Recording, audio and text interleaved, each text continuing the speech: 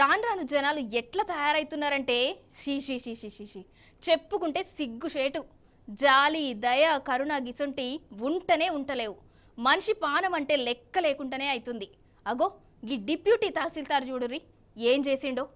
కాదబ్బా, బిచ్చం అడిగితే ఉంటే ఇయ్యాలి, లేకుంటే లేవని అనాలే గాని బిచ్చం అడిగినందుకు అంటారోల్లా.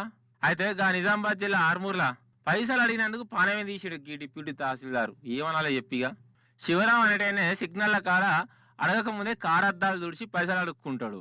అయితే గా మెండోరా మండల డిప్యూటీ తహసీల్దార్ రాజశేఖర్ కారు సిగ్నల్ కాడ ఆగింది.